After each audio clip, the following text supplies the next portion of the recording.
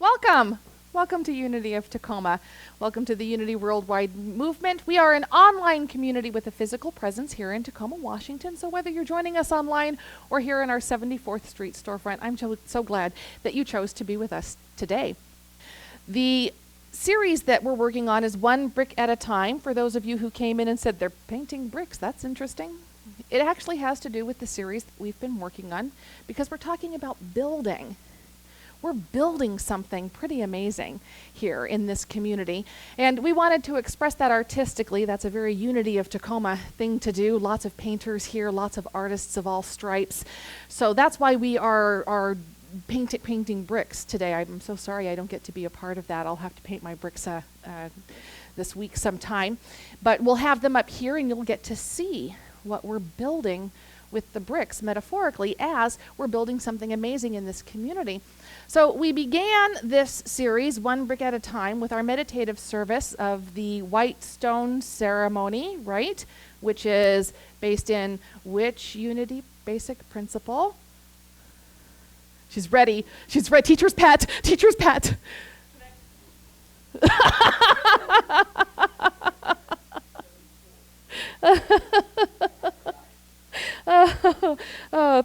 Through prayer and meditation. This is the fourth Unity principle. Through prayer and meditation, we align our heart mind with God. Denials and affirmations are the tools that we use. There's something that we do behind the curtain, as we say, in the administrative side of doing the business of church, and that's that we start every Sunday gathering together, remembering that we're here for connection, for purpose, and for meeting. And Denise has been bound and determined to be the first one to remember that when I ask for it Sunday mornings. So Unity Basic Principle number 4 is what we started out with.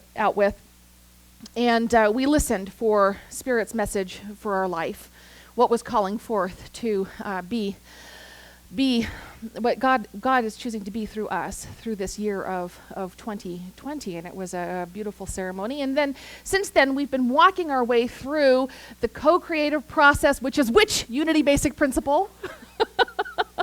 Who said 3? Someone said 3. All right. You go, Mary Ellen. Yes, Unity Basic Principle number 3 is we are co-creators with God, creating reality through thoughts held in mind. And we've gone through the process of listening for what is being called, what we're being called to, planting that seed, and then how the creative process works. I haven't gotten into like the cold, hard, basic facts. I'm trying to figure out how I'm going to do that. That's either going to be next week or we're going to have a class on the co-creation process so that you can talk about it with other people. This is how it works. This is why my life is going so well right now. And we've talked about a little bit about boundary setting, right? We talked about what's my business, what's y'all's business, and what's God's business, and the only business I should be in is my business. We'll talk a little bit more about that today. Boundaries are important. But what happens when we've now studied, we got this great spiritual download and thinking happy thoughts and we're keeping it positive and we're praying and we're meditating and it's out there in the world, but is it at all possible for positivity to go too far? Is there such a thing as toxic positivity? And yes, Mackenzie, there is. There is such a thing as toxic positivity, and we're going to explore that just a little bit today. But before we do, I want to lay a foundation. And the foundation I want to lay is about setting boundaries and knowing the basics. I have a goal. I have a goal that when I tearfully walk out that door for the very last time, I leave behind me people who know all of the 5 Unity Basic Principles. You're all practicing them. I see that. I want to know that you know them and can talk about them with other people and tell them what you're doing here and why your life is working so well. I want to leave behind people whose first thought when they get stuck is, well, okay, consciousness is cause. Say it, consciousness is cause. That's the first place I want you to go when you're stuck. Consciousness is cause. And I want you to understand the co-creative process, really understand the co-creative process because it can get really, really messy. So why is it important to know the basics? It's important to know the basics so that you can talk yourself through them when you're stuck, and so that you can share with other people tools that you know work for everyone. And we'll talk a little bit about what's true and what's true today. We'll talk about that a little bit later. But I know I told you guys I'm applying for a job at my same company. I'm looking to change positions within my company, right? That's my business. Whether or not I get it, that's God's business. I'm out of that business. I'm doing everything I can that I know to do to equip myself for this job. And I have a lot of cheerleaders in my office, people who want to see we move into this position. I've had 2 people, including a director, don't put that on film, including a director, come up and say, by the way, they're really going to grill you on time management. I was like, oh, okay, no problem. I totally geek out on time management. But at least I know going in there that they're going to ask me about that, and I can't just say, yeah, I'm good at that. Yeah, I'm good. I do that time management. I know email and stuff. It's good, right?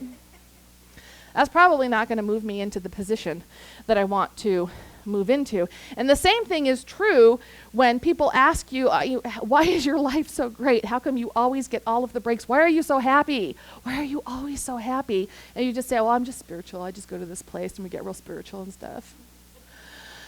It's more helpful if you can go in there and you can talk about the 5 basic principles with somebody and explain to them, there's a system to support you in living a life that you love. Just like if I walk into that interview and I totally geek out on time management and say, oh yeah, sure, well, I study time management and I know that there are 4 actions for any email, and that's do it, delete it, defer it, or delegate it. I understand that I have to set priorities, and my highest priority should never exceed 5 items, and my medium priority should never exceed 20 items, and everything else is beyond my workload horizon, and I leave those in the low priority. And that I probably have the most customized Outlook settings in the entire office because I work that sucker. I am the geek that reads the book. When Word 16 came out, even though I knew everything I knew about Word 2013, I read the book to make sure that I could keep my skills going. And that's what I'd like to do for everyone here. And that's why I throw it out there. What if the peace song goes away? What if we open a space in the service for something new and something better? What if my 50-year-old self is not in touch with millennials? And what if the 50-year-old self who's been doing all of the electronic marketing steps aside and let something new and fresh and different step forward and take us into our next greater yet to be, right? We leave all of these options open, and all of this is created in a foundation of understanding boundaries. I know my boundaries. I will not allow the marketing to suffer by handing it off to someone. I'd rather have no marketing than bad marketing. But I'm totally willing to talk to my control freak self and learn to let go to someone who can do just as well or better than I can do. And I can do that, talk myself through that, because I know what my boundaries are.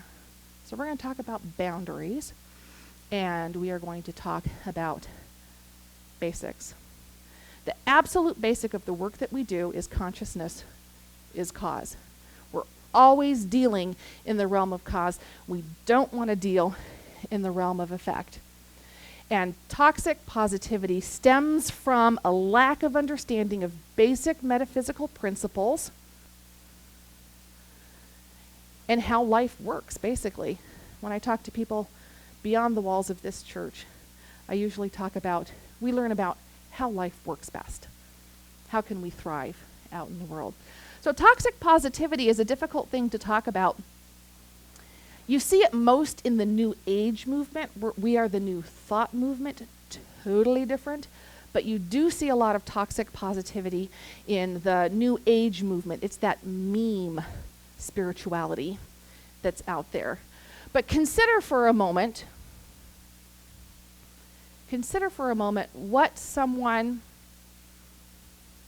who has clinical depression might think and feel if you told them, well, happiness is a choice. That's not true. It's just not true for someone with clinical depression who has a chemical imbalance going on. Think about what it would be like for someone who has a cancer diagnosis to be told, well, we create our own reality. So that there's something else going on there that needs to be explored, okay? Think about somebody who has lost a child.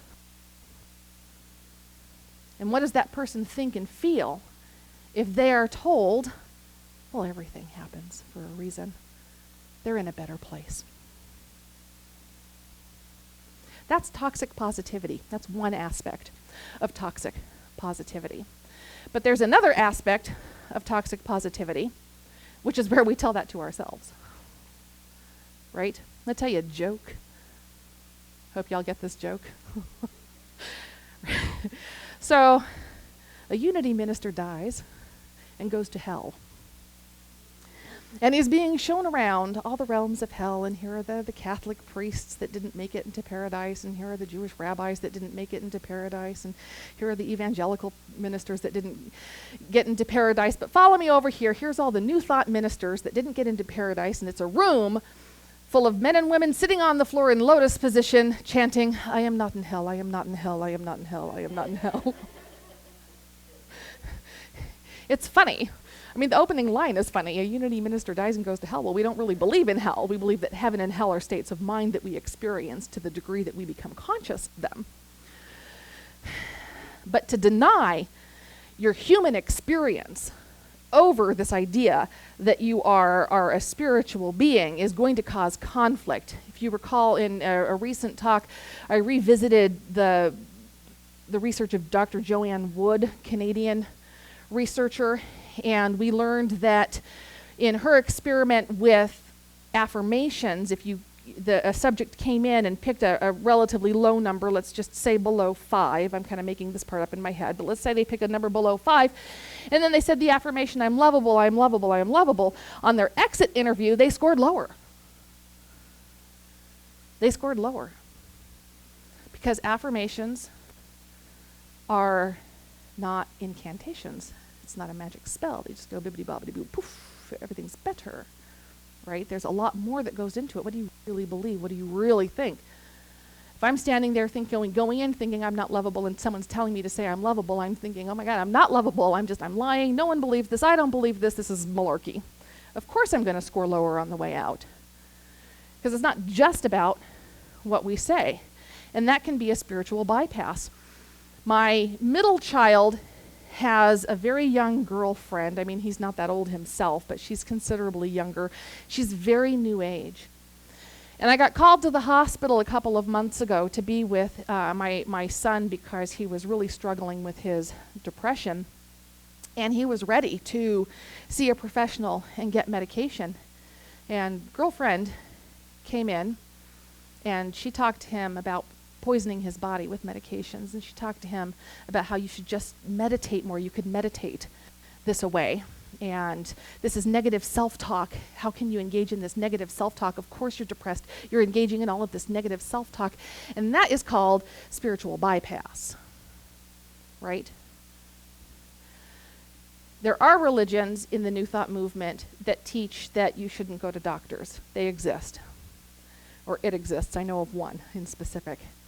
Whereas what we teach is that that doctor may be the miracle that you're looking for, right? Otherwise, why bother bathing and brushing your teeth either, if all it takes is prayer? There are things that we do to help ourselves. And, simply saying, my breath is fresh, my breath is fresh, my breath is fresh, just isn't going to do it. It isn't going to do it for me, and trust me, it isn't going to do it for you, if you have to be very close to me.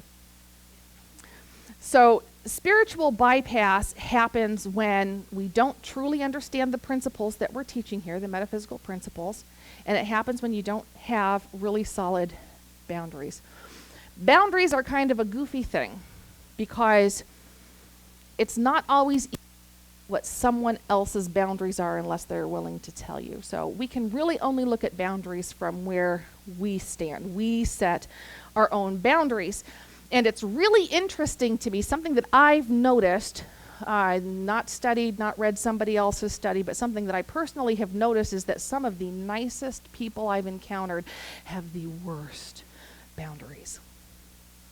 And it took me a long time to understand, how can this person be so nice and then go off and gossip behind someone's back? I don't understand it. Well, they don't have boundaries. Boundaries, the best definition I've heard that I can understand is it's where I end and you begin. And so because she can't tell where she ends and somebody else begins, she is willing to throw over all her own personal needs to be of help to someone, and that helps her feel good, but she doesn't have a boundary there that she would say, no to something that might work against what she's trying to work for in her life. All she can see is someone in need, and so she has this heart of service, and bam, she's out there, and that's the same lack of boundaries that leads her to gossip. Because she doesn't see where she ends and somebody else begins. And I've been watching this over the past several months, and it's been eye-opening. Because I don't have the best boundaries myself. When I set them, they're rock solid. But I'm constantly adjusting my boundaries. And one of the best tools I have for adjusting my boundaries is to come back to zero. And for me, zero is consciousness is cause. I'm working at the level of cause and never at the cause of at the level of effect. Constantly at the level of cause and never at the level of effect. Right? The song that we sang this week, and I think we sang it when Dallas was here, is by Karen Drucker. God is my source. God is my power. God gives me everything I need. The story behind that is that Karen was in a bicycle race. It was a triathlon or just a bicycle race, that I don't know, but she was struggling. She was struggling to get up a hill, and she just wanted to quit. And she did not start chanting, I'm winning the race, I'm winning the race, I'm winning the race. No, that's an effect. She started chanting, God is my source. It's cause. God is my source. Then she started saying, God is my source, God is my power. And it turned in to that song because she went back to the level of cause. A lot of times when someone comes to me for prayer, they want to work at the level of effect. I want the job, I want the guy, I want the money, I want the something. And my job as a practitioner is to bring them back to the level of cause.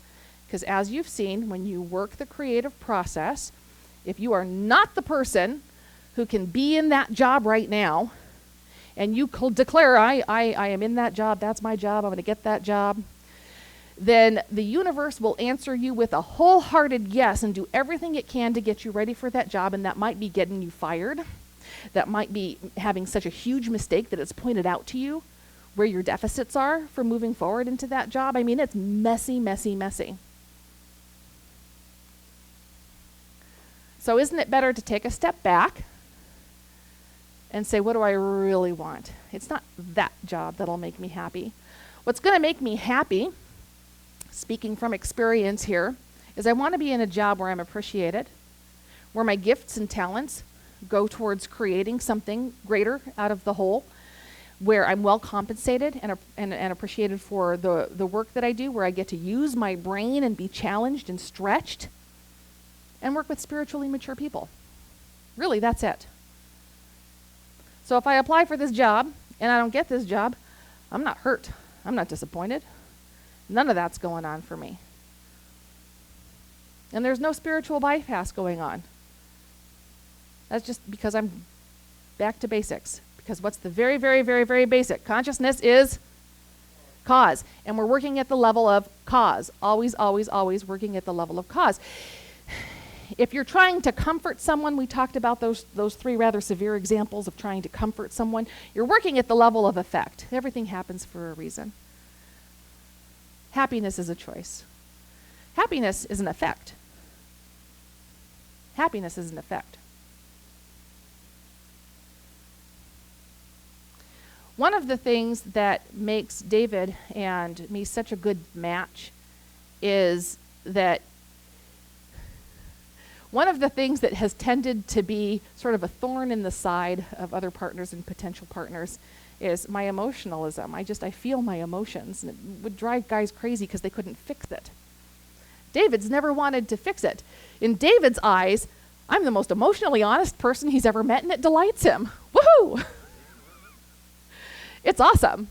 Because when things get messy for me and I just need to cry, I can just cry. And he doesn't ask me, oh, what's wrong? What's going on? What can we change so that you feel better? Because he knows I'll tell him. But I'm a human being, right? We are spiritual beings having a human experience. Emotions are a human experience. And if you're having an emotion, it's not wrong or bad or unspiritual. It's who you are. It's a hint to what your next step should be. Sometimes it's just a clearing. It's just a getting rid of the psychic detritus that's been holding us back. And it's good to have boundaries around your emotions. It's good not to visit your emotions on people who will not appreciate them and hold them in safety. It's good not to visit your emotions on someone to punish them. I mean, guilty, totally done that. It's a pretty common thing. I hurt, you're in the room, you must have caused it, you're bad. Right? We humans have this grandiose attachment to our negativity. And those of us in the spiritual movement, those of us on a conscious spiritual path, know that when we're centered and grounded, we're not having these negative emotions. Therefore, those negative emotions must be bad, and so I will not admit them to anyone. I will bottle them up. And that is spiritual bypass. Be careful with whom you share the truth of what you're feeling. Guard your energy. But never label it as bad. If your feelings get hurt, your feelings got hurt. Claim it. There's something to learn. What you may have learned is that you're going to set a boundary with the person who hurt your feelings. I don't have emotional safety with that person. The boundary you may set is, wow, that triggered me. I didn't realize that would trigger me. I think that there's some work that I can do to explore my innermost self. And I think that person can hear me say, you know, you hurt my feelings, but I'm kind of glad because it opened my eyes to something that I need to explore. If that's safe. Or you may need to just cut them off and say, for my emotional safety, I'm setting a boundary that I'm not going to spend time with that person or share with them my innermost heart. But you start at 0. Okay? Your friend who has a cancer diagnosis, her cancer is her business. If she tells you about her cancer is her business. If she invites you in to be of comfort and succor and enjoyment during a time that she is struggling with her cancer is her business. If she invites you to bring casseroles and clean her house and help her out with the daily chores she's no longer able to do, her cancer is her business. It never becomes your business. What is your business? Well, consciousness is cause. Your business is to love her. Your business is to know and see her as whole, not to tell her, well, you'd be whole if you would just hold a consciousness of wholeness. No, you hold the consciousness of wholeness. You hold the consciousness of comfort. You hold the consciousness of love. She's busy battling cancer. Go to cause. Always. Go to the root. Go to love.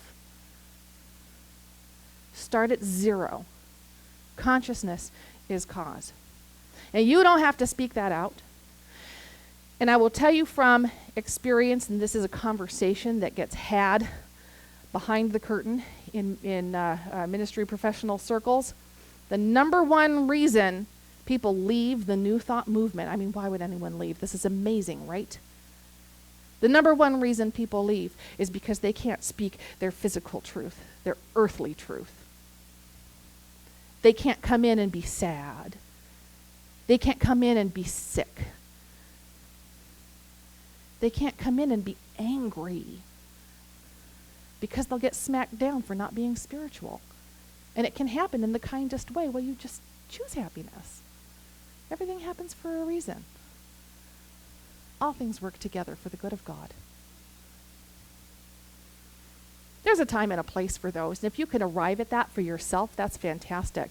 But be cautious about visiting that on other people. So here's a boundary. Doesn't really go with the talk, but here's a boundary that I learned a long time ago, about 5 years ago. And I post it about once a year because it's been so meaningful for me. It actually came out of the work done by the husband of a woman with cancer. And what he realized is that there's this dynamic. And it came up because a friend, a coworker of the patient, got mad at the patient and said, "Your cancer is not just about you." It was the most hurtful thing that happened. She's in the hospital, and she's being told that her illness is not just about her. And it caused this man to have conversations that led to a diagram that's just concentric circles. And the rule is you always dump out. Comfort in, dump out.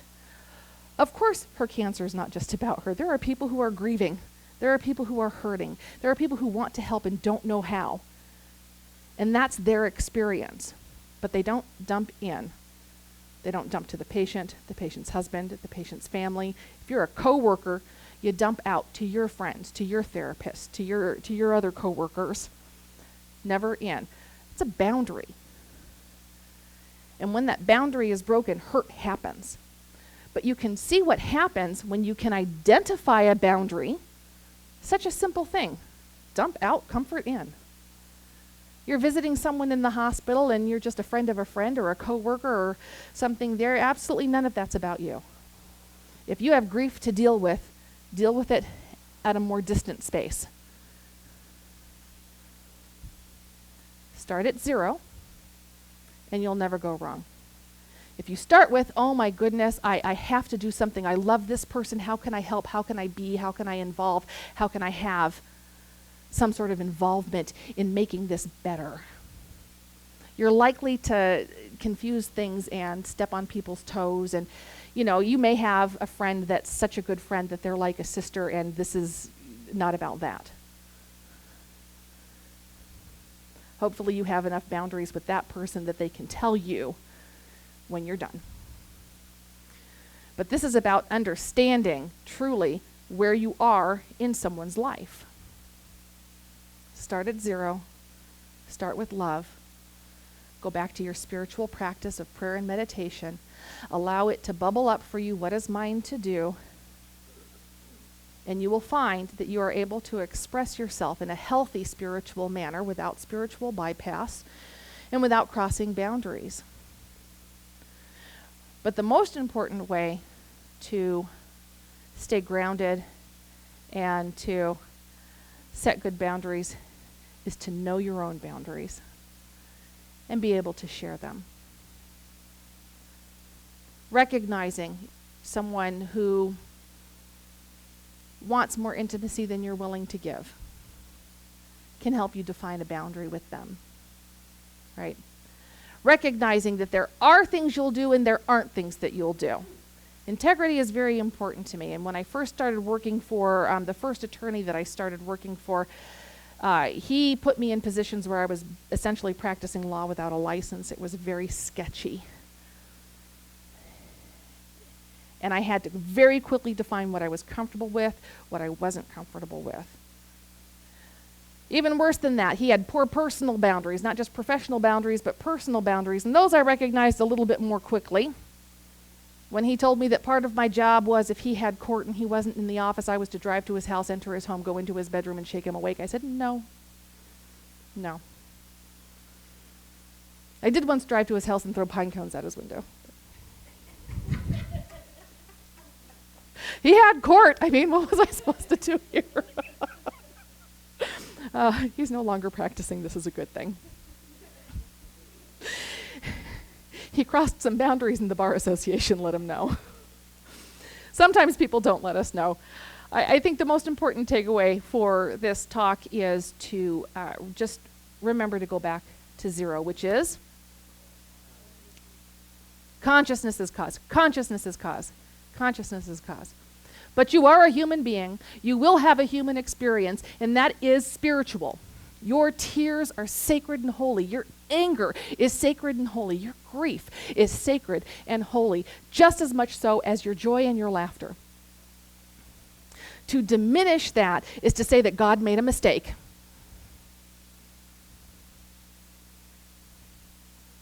Let's meditate on that.